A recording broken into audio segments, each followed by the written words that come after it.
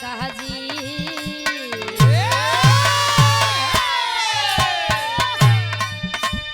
भइल खाली राउर चहल कहा जी, गलिया पे पड़ल बझल कहा जी।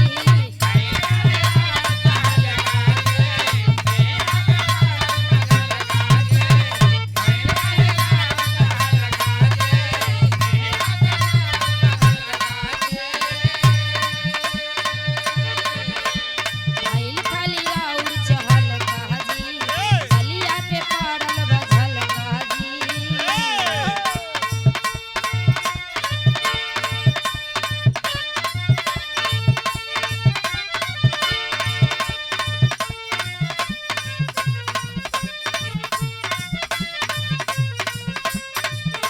भइल खाली राउर चहल कहा जी, गलिया पे पड़ल बझल कहा जी।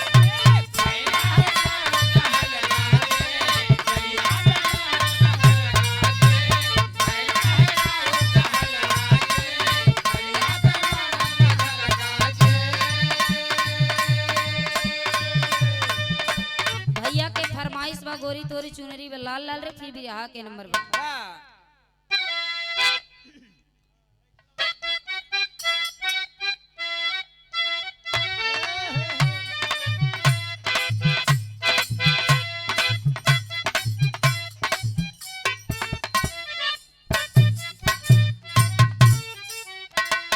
ये फरमाइश है कोनो लइका लइकी के देखे के कहा था। गोरी तोरी चुनरी बा लाल लाल रे,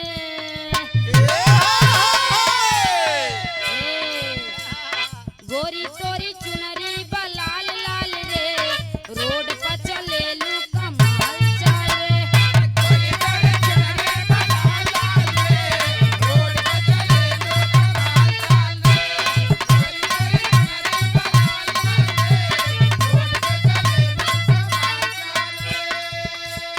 गोरी तोरी चुनरी बा लाल लाल रे, रोड पे चलेलू कमाल चाल रे। गोरी तोरी चुनरी बा लाल लाल रे, रोड पे चलेलू कमाल चाल रे। जवना कलेजवा में कारेलू पढ़ाई,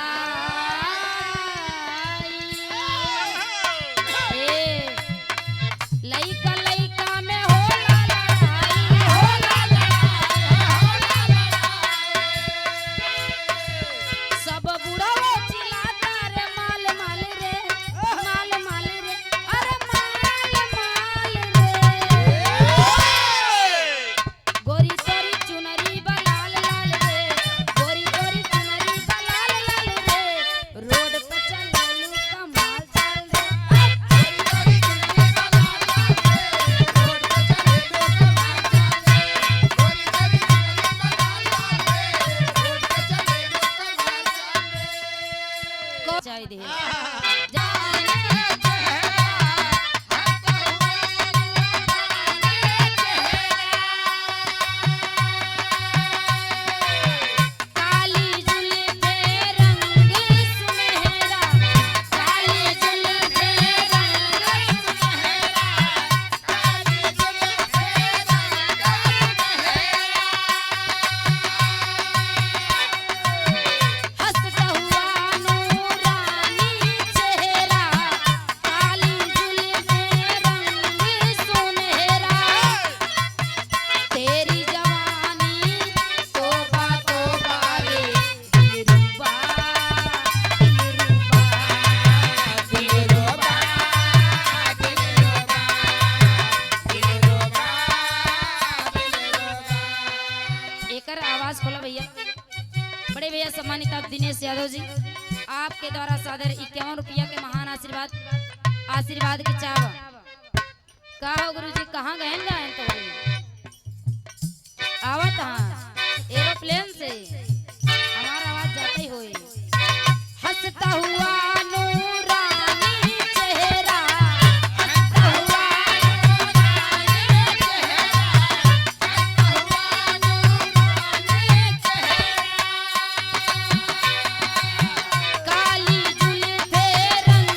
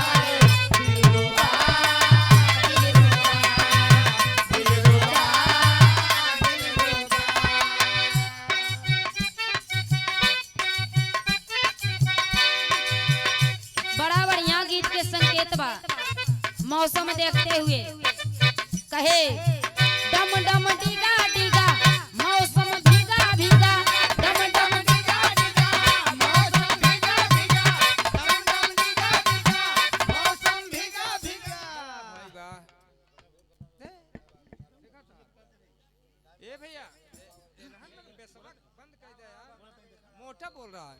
हेलो हेलो बेस बंद कर। डब्लू मिस्त्री जी कहा था कि मोट बोल दो अब हम कहा कही गुरुदेव पतला बना दे। कहावत है कि गायन के मौसिक चुनरी भी झलका हुआ। अच्छा भैया टेबल मिस्त्री साहब कहा था कि गायन के मौसिक चुनरी झलका हुआ। अब एक भैया आप लोग झेला। हाँ हाँ हाँ सही कहू आशीर्वाद की चाहवा कहे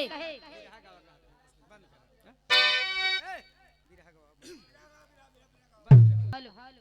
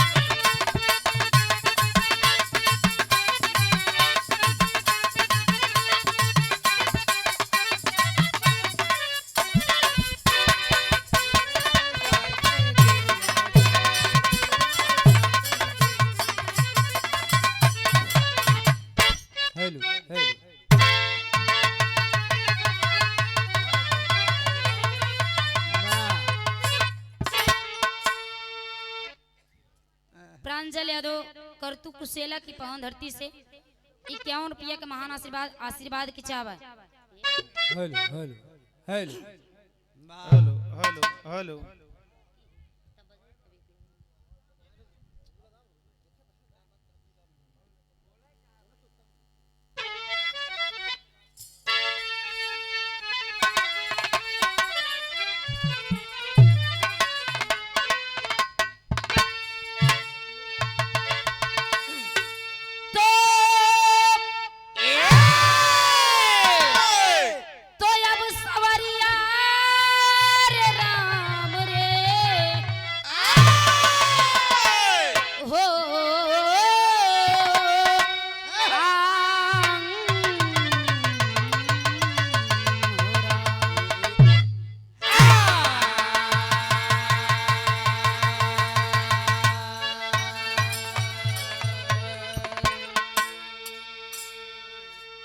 कवि जी 4 लाइन भूमिका में संकेत करते हैं क्या?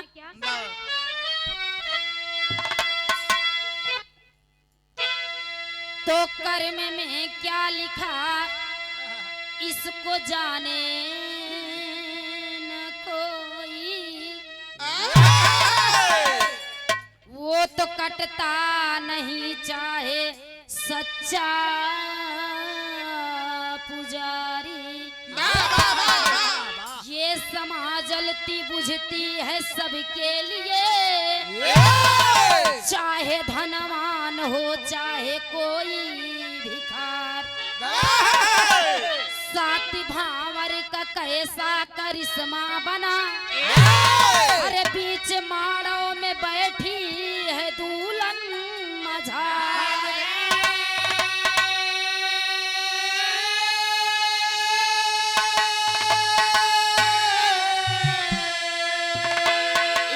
भाई बहन का हुआ प्रेम है, बीच माड़ों में बैठी है सिंदूर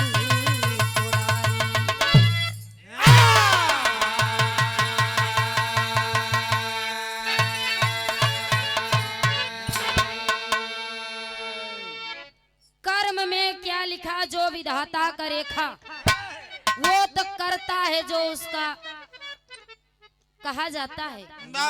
ई दुनिया में उनके लेखनी विधाता के लेखनी जवन बा उ केहू के टारे से नाही टरत। जेकरे भाग किस्मत में जवन लिखा बा उ मिलबई करी, चाहे कितनों के मुंह जेकरे किस्मत में जवन बा उ उतना आए, ना जवन नाई ने ओकरे लिए अगर चाहे तू दिन रात आगाज कई दिया तब न पौबा। फिर हमें एक लाइन कौवाली के टुकड़ा है कैसन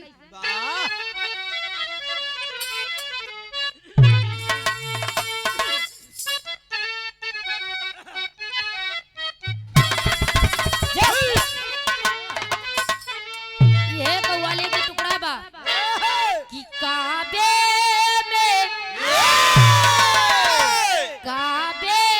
में तेरा जलवा काशी में नजारा है।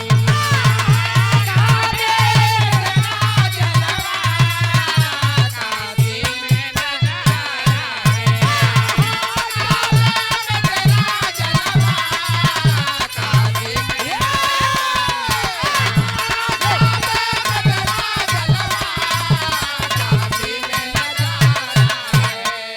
तो काबे में तेरा जलवा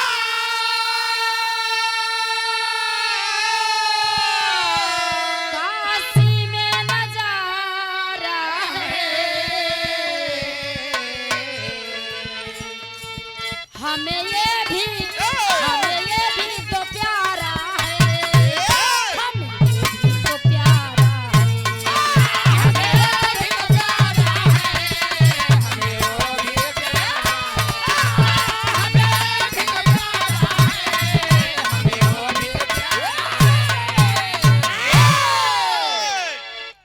कहानी जितना जन यहाँ बैठल हुआ चाहे 2 जन हुआ चाहे 4 जन आप लोग भगवान स्वरूपी जनता बैठी है। हमके आशा ना पूर्ण विश्वास बा कहानी आप लोग के जरूर समझ में आई, लेकिन जब आप लोग ध्यान से सुनबा अगर हम मेहनत से गावत है आप लोग के फर्ज बना था कि ध्यान से सुने के बना था ना भैया।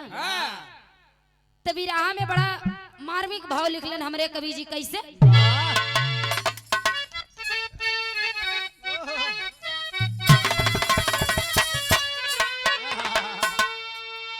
तो क्या नींद में थे ब्रह्मा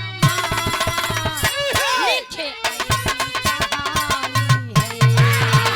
क्या नींद में थे ब्रह्मा लिखे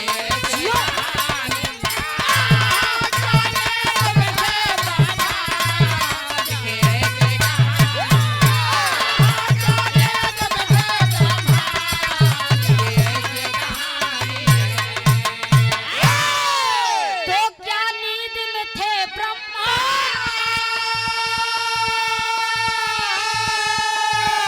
लिखी ऐसी कहानी है। एक भाई बना प्रेमी बहन भी दीवानी है। एक भाई बना प्रेमी बहन भी दीवानी है।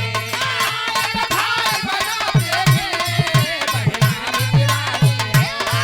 एक भाई बना प्रेमी बहन भी दीवानी है। कहानी के आप लोग समझ लीजिए। एक गांव में एक राजा रहन जोने गांव राजा के नाम रहा रतन सेन। उनके एक ठे बिटिया रहा एक ठे बेटवा रही। बेटवा तनी से सयाना रहा। बेटवा रहा लगभग 5 साल की, बिटिया रही 2-3 साल की। जोने बिटिया के नाम बिमला बा। दोनों प्राणी के 2 लड़कियां राजा रानी के 2 लड़कियां। दोनों लड़कियां बड़ा खूबसूरत रही। विधाता का लेखनी जो है वो हम और आपके बस की बात नहीं कि हम उसको मिटा सकें। बिरहा में कहानी के यहीं से शुरुआती है कैसन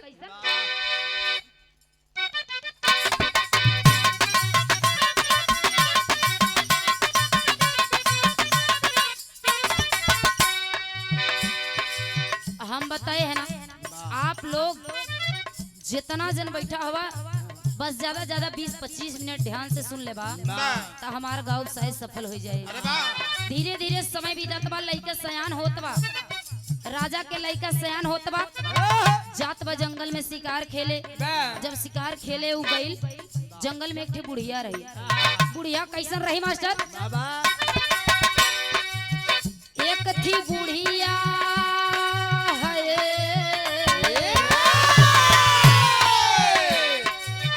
एक थी बुढ़िया रोज वेद शास्त्र पढ़ती थी, बताऊं जोड़ा बने कैसे ही कहती।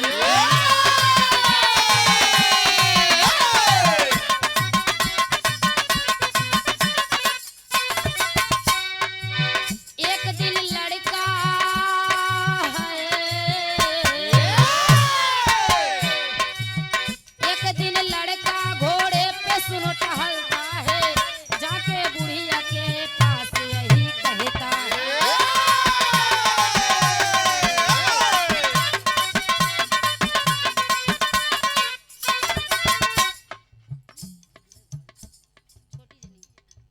दूल्हे राजा के भाभी जी छोटी जनी आप जी के द्वारा सादर 101 रुपए का महान आशीर्वाद 5 पोलगी आशीर्वाद के चाह रही है। वाह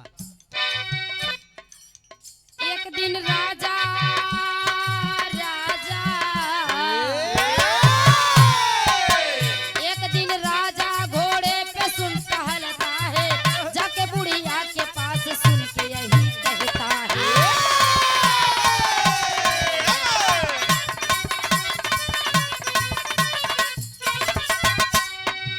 कहा बुढ़िया से मेरी बात एक बता दीजिए, कहा बुढ़िया से मेरी बात एक बता दीजिए, पेड़ को पढ़कर नसीब में दया कीजिए, पेड़ को पढ़कर नसीब में दया कीजिए।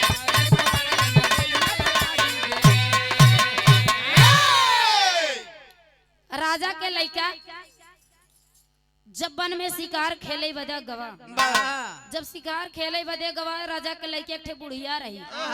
बुढ़िया ये कहत रही कि इनकर जोड़ा उनके साथे, उनकर जोड़ा उनके साथ यही बुढ़िया रट लटाए रही, जो बुढ़िया ही रट लगाए रही। राजा के लइके उतर के कहने ए बुढ़िया तू क्या बक रही है यहाँ पे, तुमको कुछ समझ में आता है? बुढ़िया कहे बेटवा हमार कौनो गलती नहीं ना, हमके तो जवन समझ में हम कहा थी तो के ऐसी का तकलीफ बा, काहे कि जब ऐसन बात बा आखिर तू बतावा हमारे भाग नसीब में के कर कैसन किस्मत लिखा बा, हमार जैसे शादी हो ऊ कैसन हिया होई। जब तनी बात कहे तब बुढ़िया कहा था कैसे टेरी के भाव लगता।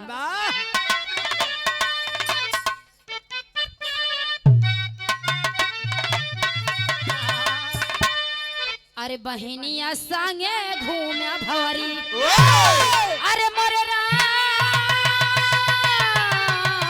रे, बहनिया संगे घूमा भवरी, होती करम मात पर ब्रह्मा कैली खनिया,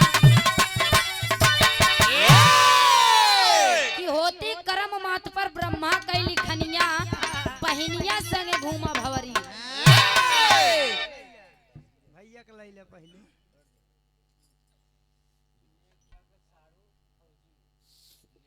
गार्जियन जी सम्मानित आप नेकपाल के साढ़ू जी फौजी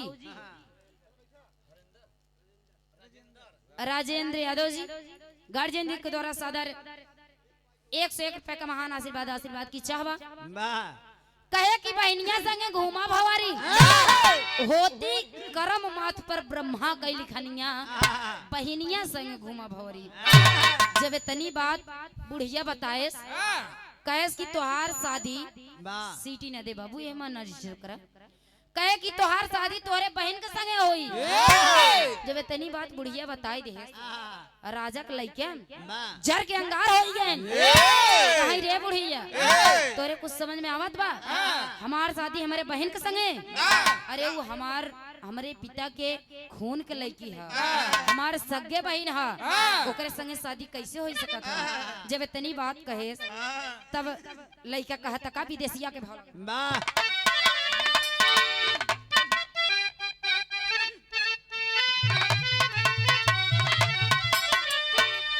अरे बुढ़िया के भेदा सुन के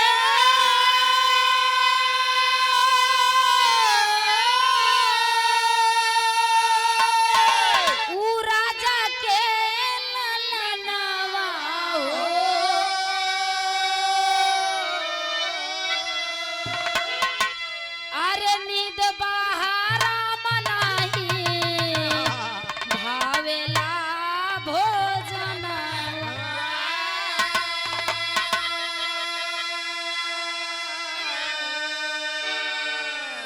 इतनी बात सोच के लड़का अपने घरे आवता, बुढ़िया के डांट के अपने घरे जब आवता, एकदम उदास बना के खाना निक लागता न पानी निक लागता, लेटा बा बिस्तर पे, ओके मातारी जाए के कहा था मनवा में आस बरसे अरे झूर झूर नया नवा हो,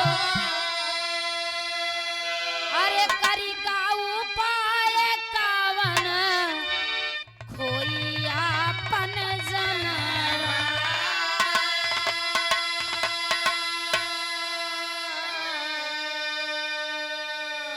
हे हो विधाता बई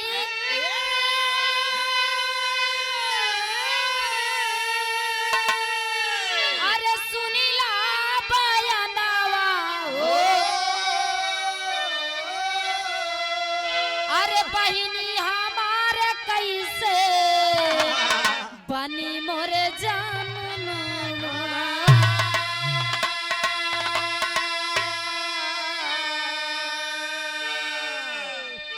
लइका सोचता कि यह हमार बहन, एक माई के हम दुई भाई बहन है, एक हम है एक हमार बहन हिया, आखिर ई बहन के जोने बहन के हम पूरी उम्र बीत जात बा, उहे निगाह से देखत है कि हमार बहन हिया, बड़ी बिटिया माई के समान होली, कहे कि ये हमार बहन हिया, आखिर ई बहन से हमार शादी कैसे हुई। लइका यह बात सोचता, जब सोचता तो ओकरे माई गई देखली, रानी जाए के कहा तन कहीं कि बेटवा आखिर का बात बा, काहे इतना उदास हुआ, जब इतनी बात पूछा तन कि बिरहा में एक लाइन तरज लगा तक कैसे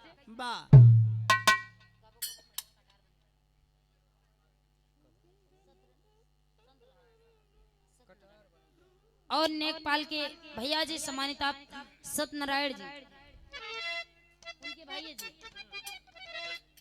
नेकपाल जी के बड़े भैया जी सत्यनारायण जी, आप जी के द्वारा सादर 101 रुपए का महान आशीर्वाद की चाहवा, यह तरज है कि बेधे बान बैरी, अरे बेधे बान बैरी बयार बनी जाला,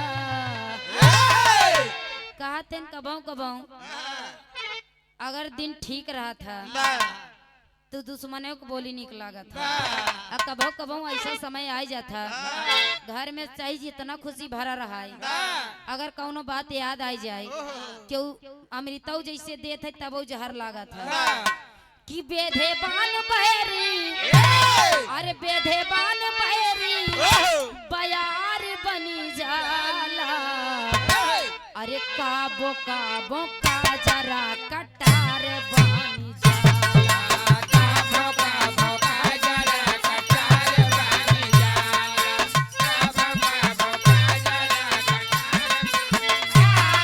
कटार बनी जाला, अरे जिया कटार बनी जाला, कटार बनी जाला, सब काबो का जरा कटार बनी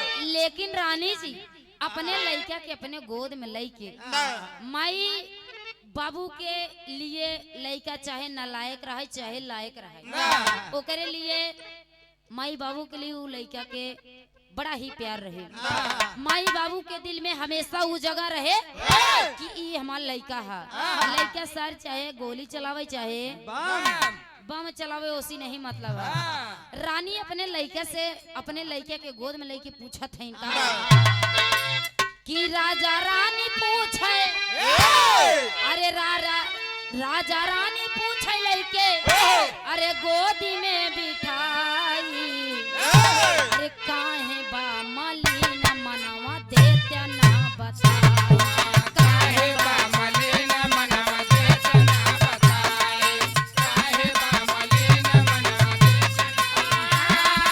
देते ना बताई, हो देते ना बताई, देते ना बताई, हो देते ना बताई, काहे बा मलिन मनवा देते ना बताई।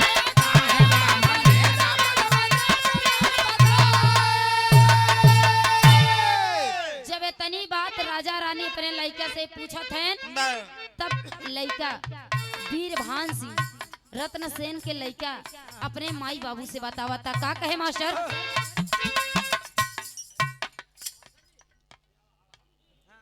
और नेकपाल जी, अच्छा घर मालिक गार्जियन जी के द्वारा सादर 101 रुपया के महान आशीर्वाद इस भाव को समझते हुए आशीर्वाद की चाह कहे।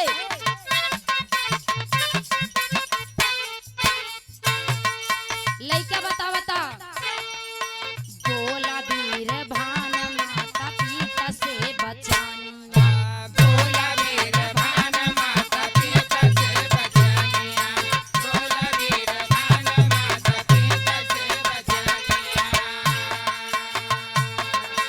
बोला वीरभान माता पिता से बचानिया, बोला वीरभान माता पिता से बचानिया, बोला वीरभान माता पिता से बचानिया। घरवा में कैसे रही हैं भाई और बहिनिया, घरवा में कैसे रही है भाई और बहनिया, घरवा में कैसे रही है भाई और बहनिया। पूछना ही हाल हमके,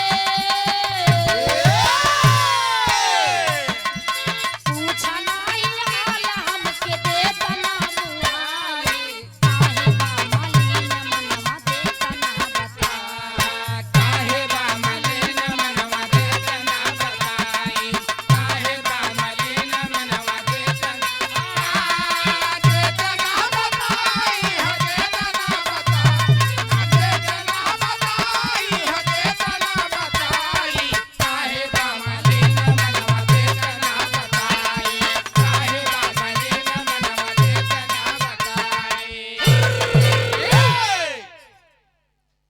कहे कि ये बाबूजी हमरे दिल के बात ना पूछा, पूछे से अच्छा है कि हमके जियते जी मार दा, हमरे आत्मा के संतुष्टि मिल जाए, लेकिन हमार हाल ना पूछा।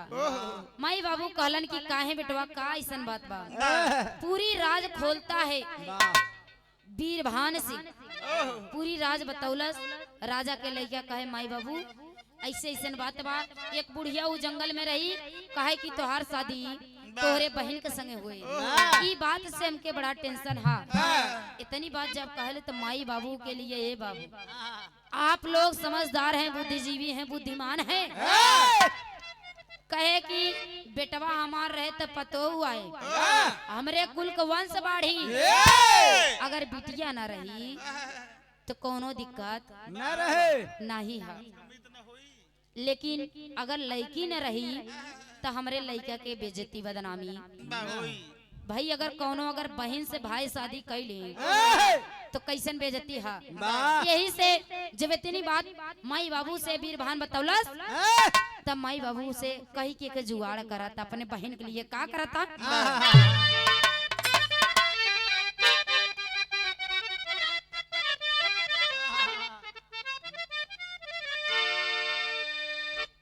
कहे कि बहिनिये के कारण,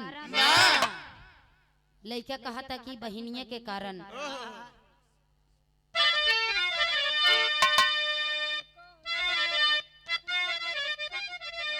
अरे बहिनिये के कारण, अरे बाबू बहिनिये के कारण, अरे कुली नासा होई बहिनिये के कारण, कुली नासा होई बहिनिये के कारण, कुली नासा होई बहिनिये। अरे गजब की हूँ बहिनी, ए बाबू गजब की हूँ बहिनी, अरे अपन चीनी ना भतार होगा जब की हूँ, चीनी ना भतार होगा जब की हूँ बहिनी, चीनी ना भतार होगा जब।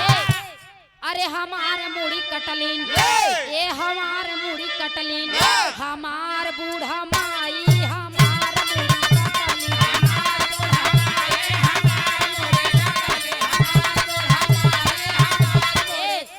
अरे घुसुरी गवा बरधा, ए बाबू घुसुरी गवा बरधा, ऊ है सड़ी आई माझा,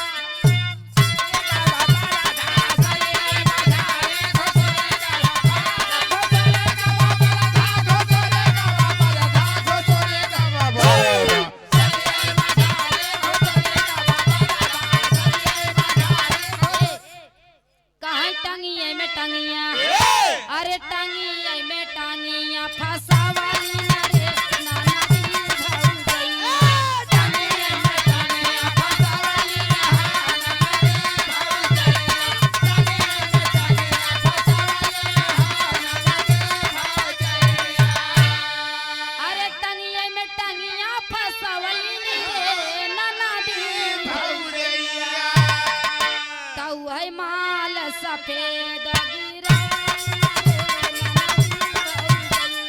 माल सफेद गिरवले माल सफेद गिरवले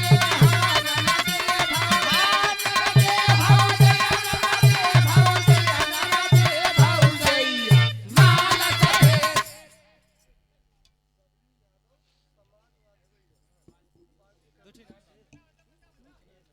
और सम्मानित आप श्री बबलू यादव जी समाजवादी पार्टी के अध्यक्ष जी ब्लॉक भादर आप जी के द्वारा सादर 101 रुपया के महान आशीर्वाद के चाव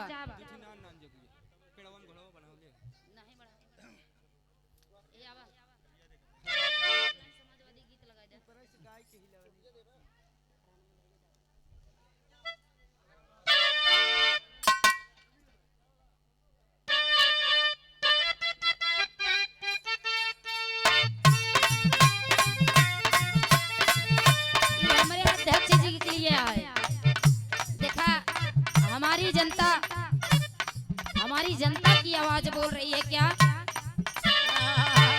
हाल बिगड़ल यूपी के ए साहेब हाल बिगड़ल यूपी के अब पूरी जनता रोता हाल बिगड़ल यूपी के पूरी जनता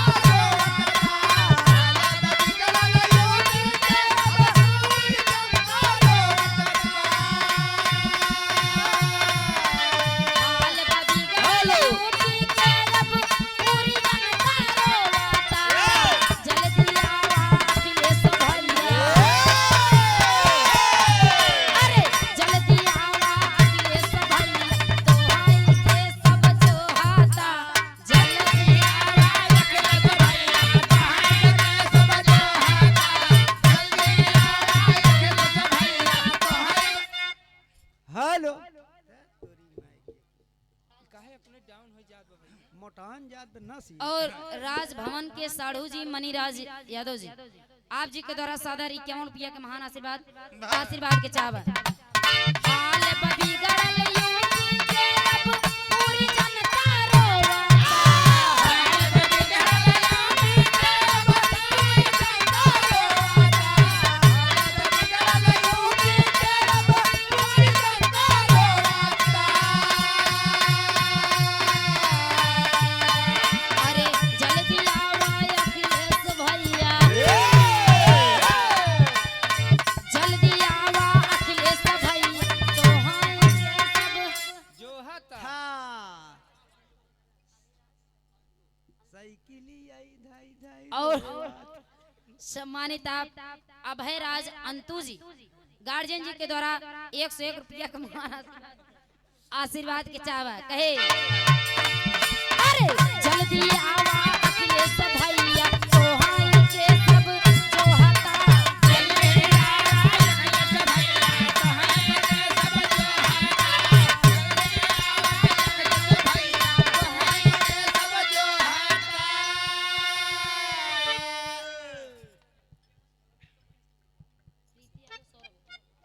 और महेश जी के लाडले प्रीति यादव जी सौरभ यादव जी आप जी के द्वारा सादर 201 रुपया का महान आशीर्वाद की चाहवा कहे ऊब गइल बा जनतायन के बुलडोजर कुशासन से ऊब गइल बा जनतायन के बुलडोजर कुशासन से ऊब गइल बा जनतायन के बुलडोजर कुशासन से रोज लुटेले गुंडायापुर डर नहीं प्रशासन से रोज लुटेले गुंडायापुर डर नहीं प्रशासन से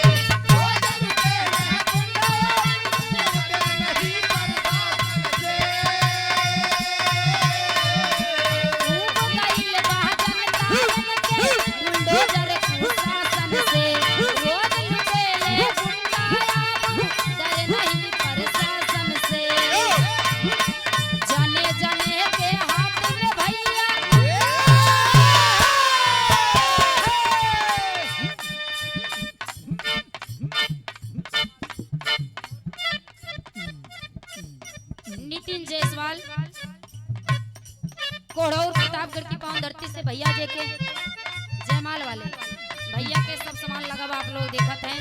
बहुत सुंदर आशीर्वाद की इच्छा है। 51 रुपया का महान आशीर्वाद। जाने जाने के हाथ में भैया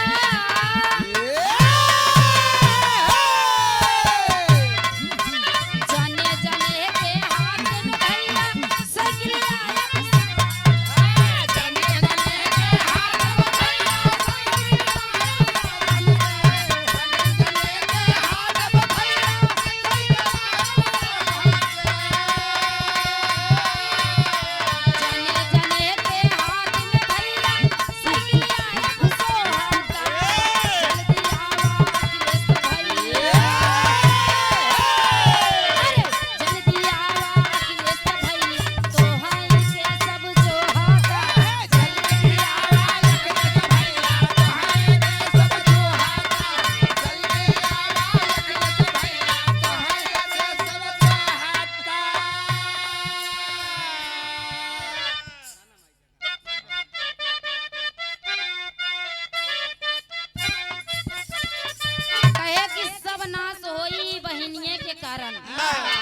माई बाबू से कह के बहन बिमला 2 साल के रही है बाबू। 2 साल के लड़की के माई बाबू से कह के ओकरे शरीर में चाकू भोकवाई के ओके एक ठू बक्सा में डाल के गंगा जी में पवारे देथे जेका कहते बहाई देथे। जब बहाई देहन ले जाए के जब लाश बहात जाती बयान धीरे धीरे समय बीतत बा बहाई के चलायन घरे राज करतन कहन कि लिया अब तू ना रहबू तो हमार शादी कैसी होबई करे कहन कि जा तोहार जिंदगी यहीं से खत्म बा। बहन के चाकू भोग देन बाबूजी करेजे पाजर के लगे बहन के ऐसे खून से बेतहस भई बा। ऐसे खून से लिपटी हुई बहन को बक्से के अंदर डाल देते हैं। डाल के गंगा में प्रवाहित कर देते हैं। बहते बहते गंगा में वो लाश जब डिब्बे सहित जाती है तो होता क्या है बिरहा में एक लाइन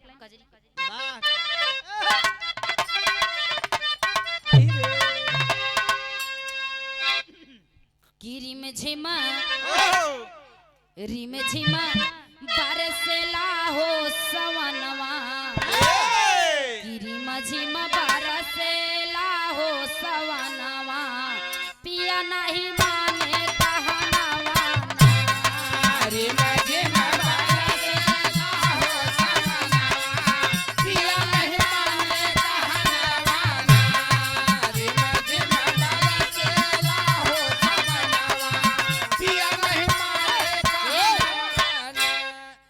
देखा हमरे गायन जी। अरे वो दिखाबो करन आप लोग देखते ही हो सबके आंखी भगवान उठ दे हैं यहाँ। देखा बड़े सुंदर बिरहा के गायक हैं। पहली रात था पहली मुलाकात है इनसे। लेकिन एक कराम छूटे के ना चाहिए। हमारे बड़े भैया सम्मानित आप बिरहा जगत के बहुत सुंदर गायक कलाकार शिवराम यादव जी आप जी के धर्म पत्नी जी कहाँ बाटी ने दाई हम हो मिलवाए दे भाभी से घाटा ना लागे। भाभी जी के द्वारा ये ढेर सारा माया पुरस्कार चढ़ो में कोट कोट प्रणाम बा आशीर्वाद की चाह रही गिरी माझी माँ बरसेला हो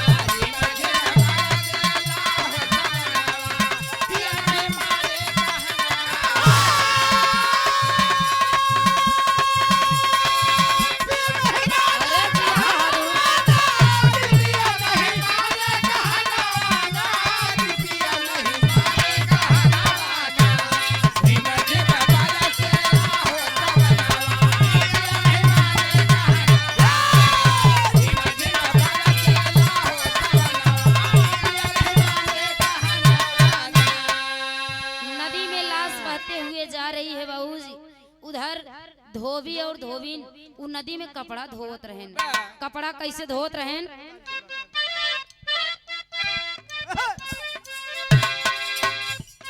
नदिया में बहती जात बहिनिया,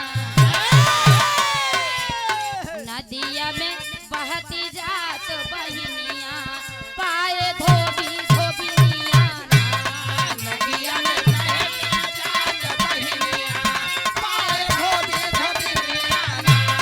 नदिया में बहती जात बहिनिया, पाए धोबी धोबिनिया।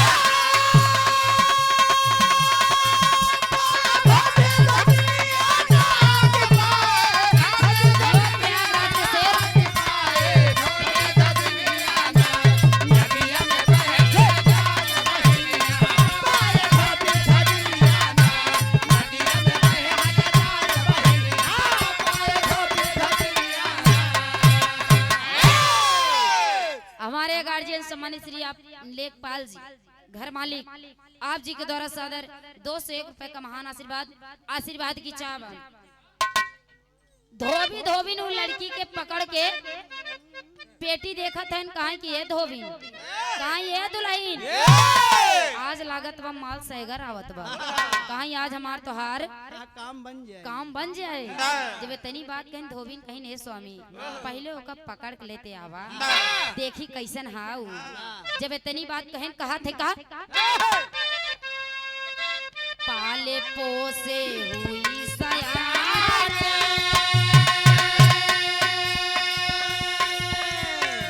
खाना लई के जाली हो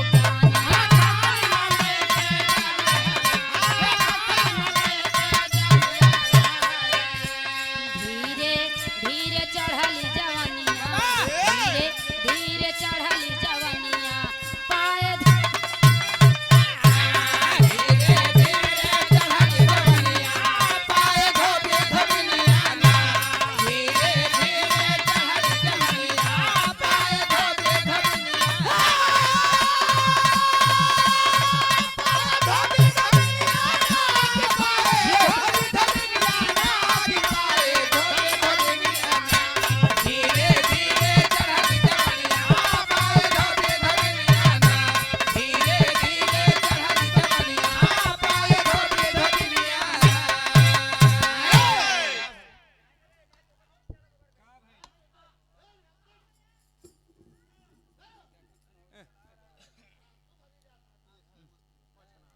पकड़ के बक्सा मंगाई लेहन।